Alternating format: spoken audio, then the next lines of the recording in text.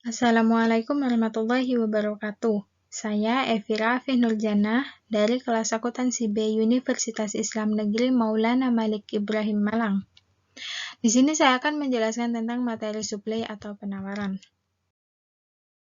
Pengertian suplai atau penawaran adalah sejumlah barang yang dijual atau ditawarkan oleh penjual kepada lingkup pasar pada suatu titik harga dan pada periode waktu tertentu. Jenis-jenis penawaran ada dua. Yang pertama yaitu penawaran perseorangan. Penawaran perseorangan adalah penawaran yang dilakukan berasal dari seorang penjual. Misalnya, penawaran dari Bapak Ibnu kepada konsumen.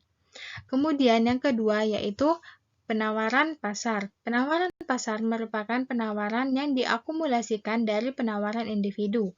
Penawaran ini lebih fokus pada kondisi pasar secara menyeluruh. Kemudian, faktor-faktor yang mempengaruhi penawaran. Yang pertama, yaitu harga dari produk. Jika harga suatu produk melonjak naik, maka penjual atau produsen akan menaikkan kuantitas penawarannya. Atau sebaliknya, bila harga suatu barang mengalami penurunan, maka penjual atau produsen akan mengurangi kuantitas penawarannya. Kemudian yang kedua yaitu faktor biaya produksi. Jika biaya produksi melambung naik, maka produsen akan mengurangi kuantitas penawaran barang atau jasa mereka. Hal ini disebabkan karena jika harga jual dalam keadaan stabil, tetapi biaya produksi melonjak naik, maka keuntungan yang didapat bisa sangat sedikit, atau bahkan mengalami kerugian. Maka dari itu, jika sebaliknya biaya produksi menurun, maka penawaran bisa ditingkatkan. Kemudian yang ketiga yaitu faktor tingkat teknologi. Jika para produsen dalam membuat produk, mereka menggunakan teknologi modern saat ini, di mana pengerjaannya membuat produksi barang lebih cepat dan banyak, serta memangkas waktu lebih singkat, meningkatkan penawaran pun tak mustahil dilakukan. Kemudian yang keempat yaitu faktor kuantitas produsen.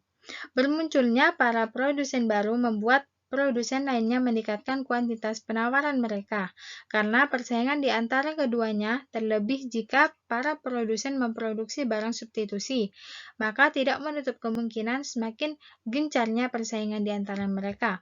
Kemudian yang terakhir yaitu faktor jenis barang.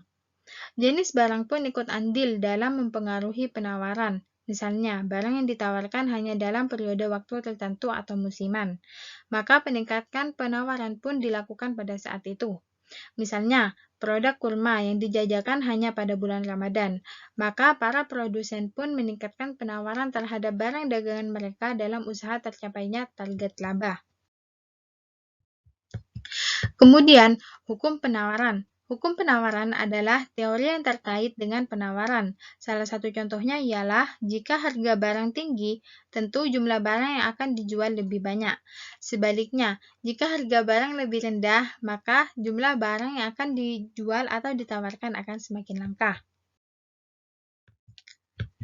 Kurva penawaran. Fungsi dari kurva penawaran adalah untuk membandingkan harga beserta jumlah kuantitas produk yang ditawarkan. Dengan kata lain, jika harga sebuah barang meningkat, hal itu akan selaras dengan penawaran yang diberikan. Penyebabnya ada dua, yaitu peningkatan harga lantaran permintaan dan peningkatan harga karena kenaikan biaya produksi. Contoh-contoh kurva penawaran.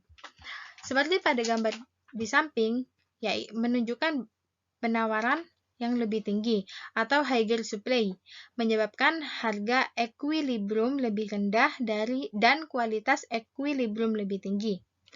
Kemudian contoh yang kedua, terlihat pada gambar di samping. Gambar di samping menunjukkan kurva perbandingan harga dan jumlah penawaran roti coklat.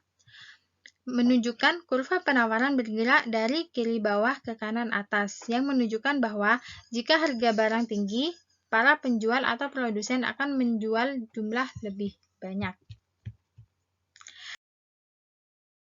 Sekian yang bisa saya dapat sampaikan, kurang lebihnya mohon maaf. Wassalamualaikum warahmatullahi wabarakatuh.